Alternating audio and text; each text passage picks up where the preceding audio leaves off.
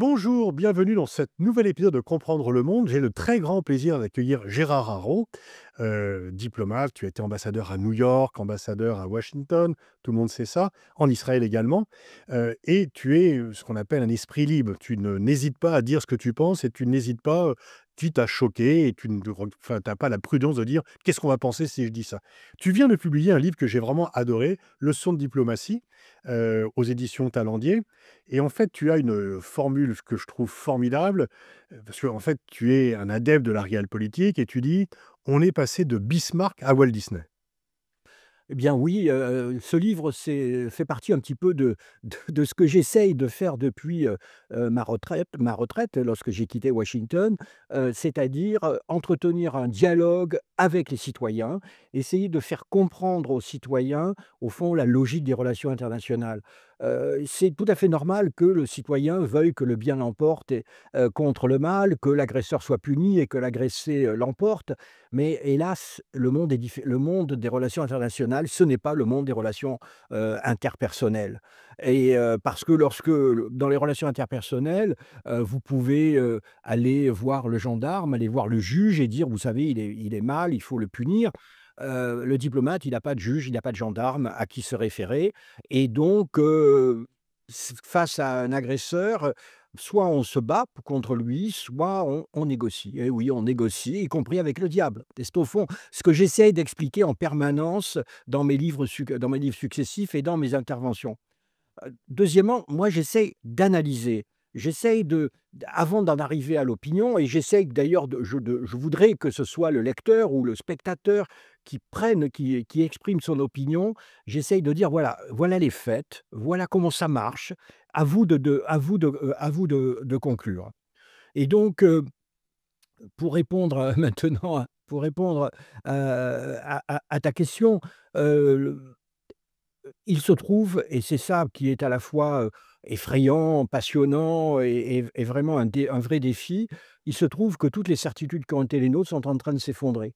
Elles sont en train de s'effondrer. Nos 30 ans, de domination occidentale du monde, les États-Unis rentrent chez eux, les autres puissances, sont montées et au centre, vous avez la question des Européens. Heu et les Européens, ils viennent de vivre la plus longue période de paix, de prospérité, de liberté depuis la chute de l'Empire romain et donc ils veulent pas sortir de ce paradis et donc ils ne veulent pas, plonger dans l'eau glacée de la géopolitique et donc évidemment, ils préfèrent, faire du Walt Disney plutôt que de revenir à Bismarck, plutôt que de revenir à cette géopolitique froide des rapports de force. Géopolitique que j'aime pas particulièrement, mais qui hélas, s'impose à nous et s'imposera à nous de plus en plus. Il y a en fait un problème, c'est que de plus en plus la morale est mise en avant, donc c'est bien que le cynisme triomphe pas toujours, sauf que la morale conduit souvent à avoir des positions qui sont dénuées de tout réalisme et finalement d'aller vers des ca l'enfer est pavé de bonnes intentions. Ah, c'est totalement ça, parce que en plus, on peut même dire qu'il y a il y a certaines par exemple, examinons un conflit comme le conflit en Ukraine, vous pouvez dire, au nom de la morale: «Il faut que l'agresseur soit puni, il faut que l'Ukraine l'emporte, il faut même que la Russie reconstruise, ce qu'elle a détruit». Mais ça, la conséquence de ça, c'est quoi? Beh, c'est à l'évidence une guerre qui s'éternise et des milliers, voire des centaines de milliers de victimes et à la fin du compte, on n'est même pas sûr que l'Ukraine l'emporte.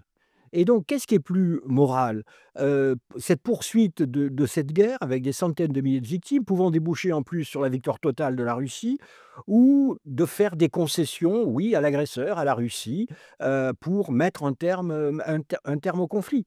Vous voyez la morale là derrière, et deuxièmement, en plus, heu, que l'Occident prétende faire la morale, c'est quand même un peu fort de café, pour parler de manière populaire. Parce que, franchement, nous faisons la morale, selon nos intérêts en réalité.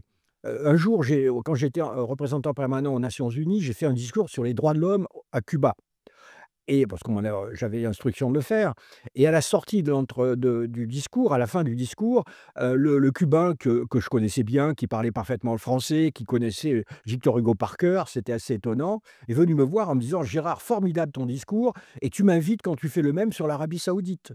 Évidemment, j'allais pas faire le même sur l'Arabie Saoudite et donc notre côté, nous portons des valeurs, les valeurs de l'Occident, honnêtement, ça ne prend pas dans les 3 quarts du monde. Mmh. Moi, je de nouveau aux Nations unies, je rencontrais les ambassadeurs de tous les pays et qui trouvaient que notre double langage permanent, le choix de nos, invocations morales, ne faisait perdre à nos prétentions beaucoup, vraiment beaucoup de leurs valeurs et de leur force. Venons-en au premier point sur le fait de dire: «On poursuit le conflit».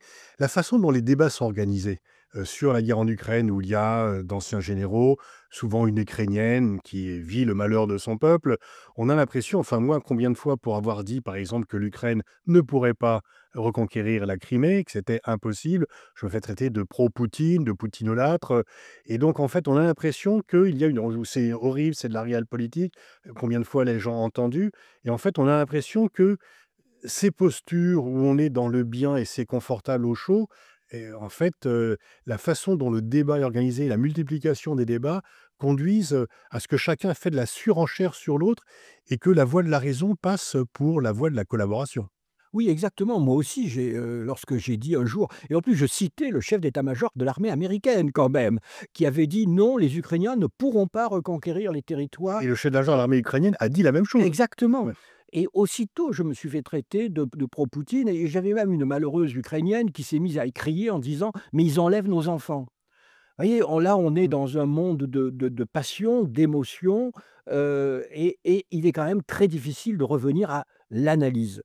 Ce qui caractérise notre époque et ça dépasse les relations internationales, hein, la politique intérieure, c'est un peu la même chose, c'est que tout le monde est dans le ressenti, tout le monde exprime son opinion avant même d'examiner les faits. Voilà, de dire, moi j'ai passé quasiment un an à répéter en disant: «Attendez, il y a 30 millions d'Ukrainiens, 140 millions de Russes. Les Russie, c'est la deuxième industrie d'armement au monde. Ils ont des ressources financières considérables et j'avais l'impression au fond de pour parler élégamment, de pisser dans un violon, que les gens en face voilà.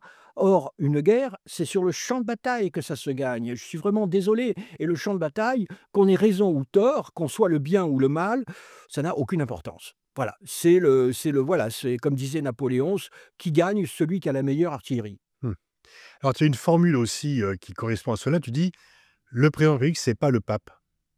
Oui, parce que, là aussi, c'est difficile, d'expliquer à l'homme de la rue, qui aussitôt vous accuse de cynisme en disant: «Mais comment, pourquoi, n'êtes-vous pas toujours du côté du faible contre le méchant?» Alors d'abord, il faut savoir qui est le méchant et qui ne l'est pas, mais ensuite, tout simplement parce que le président de la République est en charge des intérêts de la France. Voilà et les intérêts de la France est une puissance moyenne dans un environnement difficile et il doit en permanence, en tenir compte. Donc il n'est pas le pape sur le balcon de Saint-Pierre de Rome en train de dire, «Il faut faire le bien et condamner le mal» devant des pèlerins énamourés. Il est, face à d'autres chefs d'État et de gouvernement, qui pour la plupart sont prêts à faire pas mal de choses, et pas très, appétissantes pour défendre les intérêts, de leur pays. C'est une jungle, hein, une jungle où il n'y a pas de morale commune, le monde, c'est une jungle et comme je l'ai dit, où il y a pas de gendarme, il y a pas de recours. On n'a pas quelqu'un à aller voir en disant, «Venez me protéger». Personne ne vous protégera. Mmh. Alors, par rapport à ça, à ce débat moral, il y a souvent aussi un point alors tu avais fait un très bon bouquin sur les accords de Munich pour montrer que il fallait pas uniquement juger sur les apparences, mais souvent tu dis: «Il faut quand même comprendre le point de vue de l'autre» et quand tu essaies de comprendre le point de vue de l'autre, on t'accuse de l'adopter et donc tu démontres ce système-là. Je veux dire, on peut très bien lutter contre la Russie, mais il faut d'abord savoir comment ils pensent, si on veut même lutter contre eux. Mais évidemment, c'est pour ça que je dis une des qualités fondamentales du diplomate, c'est l'empathie. C'est vraiment et de nouveau, quand on dit ça, on dit: «Comment pouvez-vous essayer de penser comme Poutine?» Bah oui, mais c'est la seule manière comme ça de à la fois de prévoir ce qu'il va faire, le jour d'après et ensuite éventuellement, d'ouvrir une négociation avec lui et je suis convaincu que nous avons, de ce point de vue-là, nous n'avons pas compris, non seulement Poutine, mais la Russie, de l'intérieur. De nouveau, c'est ouais, par Est-ce que exemple cette guerre aurait pu être évitée? alors Oui, enfin oui, j'en sais rien, mais par exemple, sur l'Ukraine et notamment l'Ukraine, l'adhésion de l'Ukraine à l'OTAN, je sais bien que la guerre, en réalité, l'OTAN est un peu un prétexte, des Russes, hein, mais nous avons essayé de satisfaire les 2, les Ukrainiens et les Russes. Donc de la cer on a d'un côté, on a dit aux Ukrainiens: «Vous aurez le droit d'entrer dans l'OTAN» et mais on n'a rien fait d'ailleurs pour que l'Ukraine entre dans l'OTAN, hein, et de l'autre donc, on a dit aux Russes: «Vous voyez bien, l'Ukraine ne rentre pas dans l'OTAN» et donc on a laissé ce sujet comme une sorte d'épée de Damoclès, avec suivant alors il y avait des élections à Kiev, alors chaque fois qu'il y avait une élection, c'était soit un pro-russe, soit un pro-occidental, donc le pro-russe disait: «Pas d'OTAN», le pro-occidental: «L'OTAN», donc c'était une situation, qui n'était, voilà et à un moment, Poutine a voulu couper le nœud gordien, de cette manière absurde et par son agression. Au fond, qu'est-ce qu'on aurait dû faire? On aurait dû soit dire à Poutine: «L'Ukraine va rentrer dans l'OTAN et on vous avertit, on sera prêt à se battre à ses côtés si vous intervenez». Soit on aurait dû dire à la Russie: «Nous pouvons vous assurer que l'Ukraine n'entrera pas dans l'OTAN, que nous n'essayons pas de faire rentrer l'Ukraine dans notre zone, d'influence, dans notre sphère d'influence, mais nous attendons que vous en fassiez de même». Avoir un langage clair. Mais le problème pour les Européens, c'est que finalement, ils sont victimes de leur propre morale. Puisque, par exemple, aujourd'hui, c'est frappant dans ce conflit, l'Europe n'a pas de stratégie de paix. N'a pas de stratégie de paix puisque, par sa propre morale, elle est obligée de dire, naturellement, l'agresseur ne peut pas, vraiment bénéficier de son agression. Il faut revenir aux frontières de 91. Ça, c'est pas une position de négociation et donc les Européens Oui, s'exclusent c'est du de tout le matériellement impossible. voilà. Ça n'arrivera jamais. Ça n'arrivera jamais et donc mais il le répète et donc il s'exclut de la négociation et au contraire, vous avez un Trump, moi je sais si je ne suis pas, trumpiste ou mais à mon avis, Trump avait raison. Alors après dans la méthode Trump, c'est tout à fait différent, mais avait raison d'aller voir les Russes en disant: «Bon allez, vous allez garder les 20 essayons de trouver un accord». C'est pas très, satisfaisant d'un point de vue de la morale et du droit, j'en suis conscient, mais c'est quand même beaucoup plus réaliste que les cris moraux et virils des Européens. Mais au final, est-ce que la réelle politique n'est pas plus morale que la moraline, le moraliste? Parce que le résultat, c'est plus de morts, plus de destruction pour un résultat qui ne sera pas changé. On peut continuer une guerre plus longtemps si on pense en inverser le cours, mais là, nul, y compris l'ancien chef d'état-major de l'armée ukrainienne, ne peut dit que c'est possible, qu'une victoire est possible. Donc on prolonge une guerre pour des effets de tréteau, pour, Oui, on proto alors, cela étant, honnêtement, je suis convaincu aujourd'hui que Poutine ne veut pas négocier, maintenant oui, comme maintenant oui. maintenant il veut pas négocier. Donc je suis, cela étant, pour revenir sur cette question justement de la morale, en réalité, oui, c'est parfois souvent, ça rallonge les conflits, mais en plus, c'est nos amis moralistes, en plus, pratiquent quand même une morale à 2 ou 3 dimensions, à 2 ou 3 bandes. Ils sont moralistes dans certaines circonstances et pas dans d'autres. On n'est jamais moraliste vis-à-vis de la Chine, par exemple, pour des raisons évidentes. Donc on retombe quand même sur l'accusation, de double langage et on peut se demander finalement si les moralistes ne sont pas, aussi, cyniques, même si c'est pas du cynisme, mais utilisons cet adjectif, que les réalistes.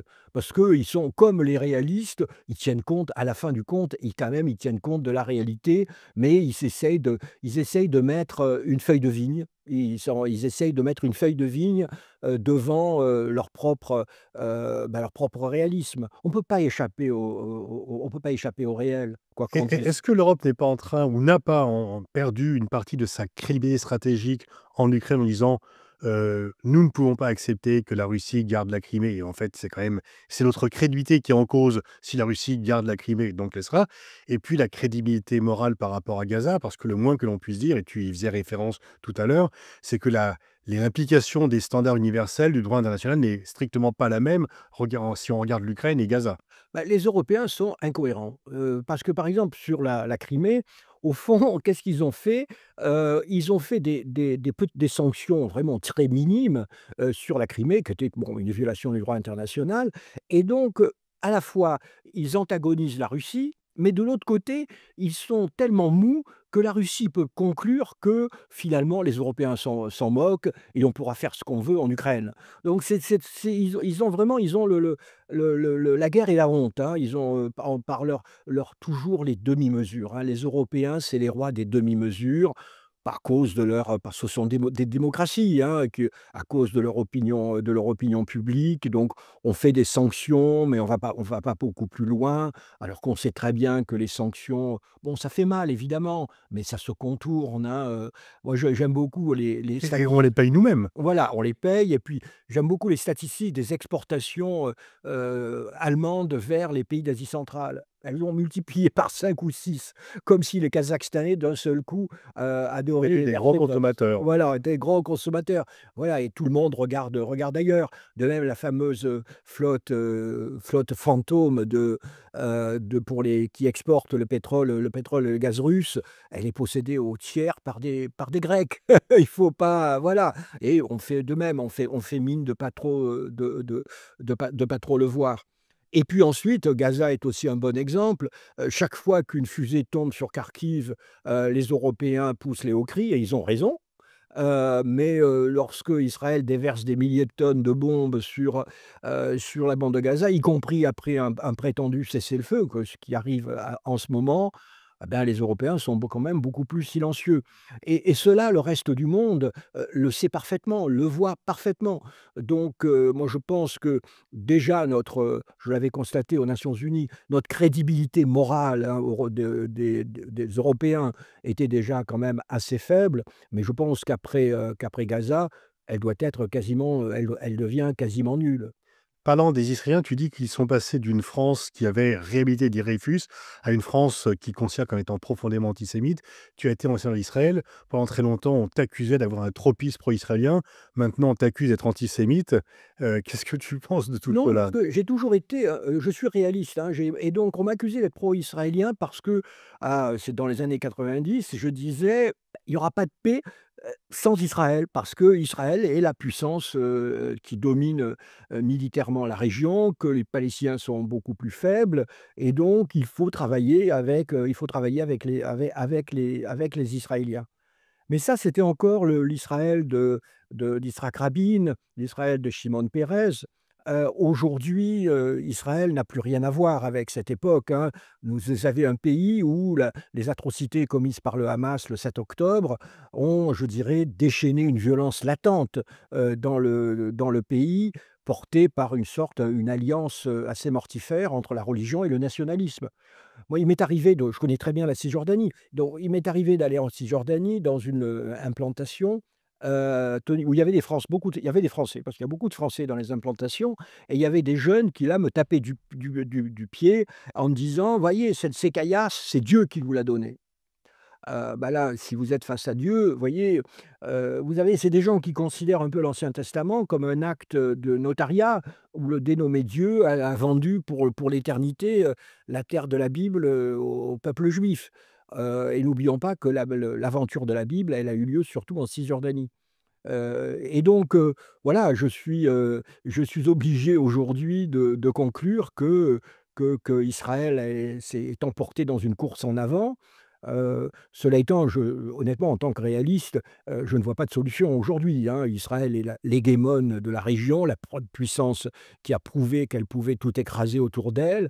Vous avez les monarchies du Golfe qui se moquent éperdument des Palestiniens et qui, de leur côté, voient dans Israël un allié contre l'Iran. Et les traditionnelles puissances arabes sont affaissées. L'Irak, grâce à nos amis américains, la Syrie, la guerre est tournée la guerre civile, ils sortent à peine, et une Égypte qui est très affaiblie pour des raisons économiques, sociales et politiques. Donc si vous regardez la carte du Moyen-Orient, vous voyez bien qu'Israël peut faire à peu près ce qu'il veut. Le problème, c'est qu'on ne sait pas ce qu'Israël veut faire, hein. Israël est incapable de nous dire, bon voilà, quel est notre objectif politique. Et dernier point sur le Moyen-Orient, ce qui m'intéresse également, c'est que c'est un conflit qui est affreux, mais qui reste régional. Il n'a pas de conséquences au-delà du Moyen-Orient Et là, je pense aussi parce que le Moyen-Orient a perdu de sa centralité stratégique aujourd'hui. Les Américains n'ont plus besoin du pétrole, hein, ils sont exportateurs d'énergie. Les Chinois ne veulent qu'une chose, c'est la tranquillité pour acheter leur pétrole et leur gaz, dont ils dépendent beaucoup. Et la Russie a autre chose, n'a plus les moyens vraiment de peser. Donc on peut imaginer une guerre qui se prolonge, vraiment, dans l'indifférence du monde, car c'est la réalité. On peut accuser les Européens d'être indifférents, mais honnêtement, le reste du monde l'est tout autant. Tu parles de la faiblesse des contre-pouvoirs intellectuels en France.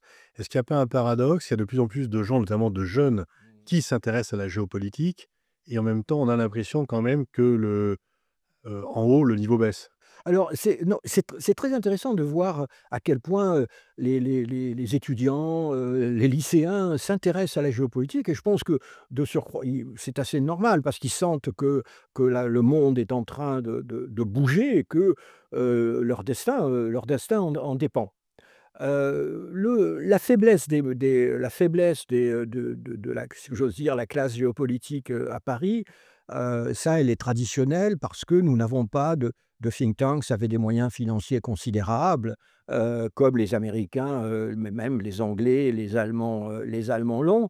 Et nous avons aussi, ça me frappe beaucoup, nous avons aussi cette coupure, absolue entre les opérationnels, c'est-à-dire au fond le ministère français des Affaires étrangères et les instituts de recherche. Voilà, il y a les diplomates d'un côté et les experts de l'autre, ce qui fait que l'on peut avoir, comme je l'écris, on peut avoir des experts qui connaissent parfaitement, un sujet, qui l'ont enseigné pendant 30 ans et qui n'ont jamais finalement participé à la mise en œuvre de la politique. Il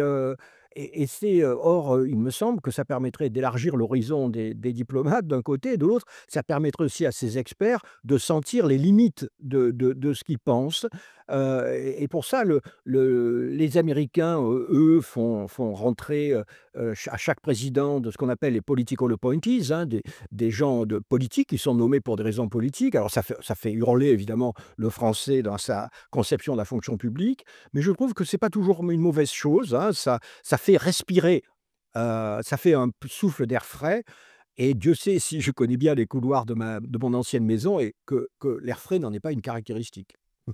Est-ce que tu dis que les Chinois connaissent bien mieux l'Occident que l'Occident ne connaît la Chine? Est-ce que, Trump n'est pas en train de jouer leur jeu?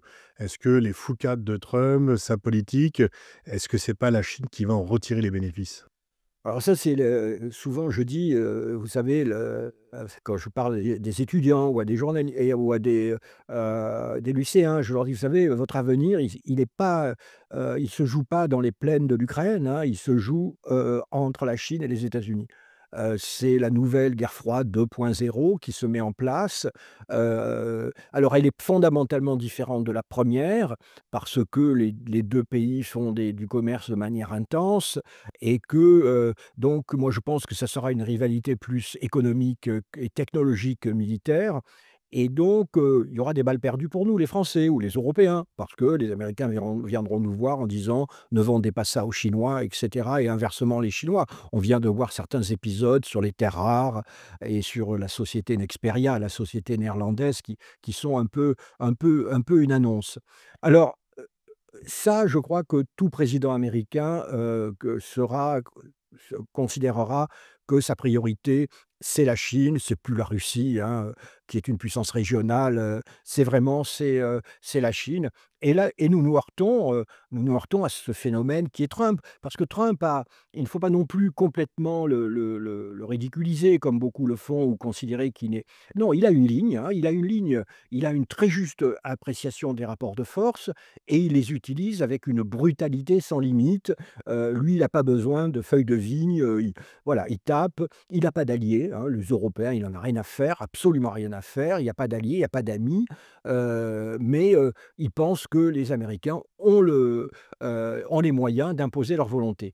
Et là, il s'est heurté, à une réalité, c'est que oui, il peut imposer sa volonté à pas mal de monde, y compris les Européens, hein, on l'a bien vu sur le problème des droits de douane, mais avec les Chinois, ça ne marche pas. Et là, Trump, de manière très imprévisible, n'a pas respecté les termes d'une sorte d'armistice commercial avec la Chine et la Chine a répondu par l'option nucléaire. avec, l'embargo sur les terres rares qui, s'il était maintenu, arrêtait l'économie mondiale, en quelques mois. Et Trump étant réaliste et donc il a fait immédiatement marche arrière. Donc maintenant, tout dépend comment les Chinois vont jouer leur jeu. Ils le jouent de manière intelligente dans le tiers-monde. Ils sont enfin en Afrique, ils sont présents, alors qu'au contraire, les États-Unis se retirent et renoncent à tout soft power.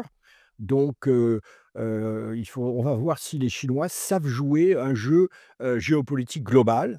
Car il ne faut pas oublier non plus, c'est que la Chine n'a pas d'histoire géopolitique globale, hein. Elle n'a pas d'histoire, c'est un pays qui a une civilisation, un pays civilisation qui longtemps n'a pas eu besoin des autres. Donc oui, je dirais que, les foucades de Trump offrent aux Chinois, des opportunités, mais encore faut-il qu'ils sachent l'utiliser, qu'ils ne deviennent pas trop arrogants, trop violents, trop brutaux, parce que de toute façon, ils nourrissent aussi la méfiance des autres, hein. Il ne faut pas se croire, mais les Indonésiens, les Indiens et les autres se méfient évidemment de la Chine. Mmh. Merci Gérard, je renvoie à la lecture de ton livre, c'est certainement l'un des tout meilleurs, voire peut-être le meilleur livre de l'année. C'est vraiment un régal de le lire, merci pour ça. Leçon de diplomatie, on réfléchit beaucoup, il y a des formules magnifiques et ça remet, en cause bien des idées reçues.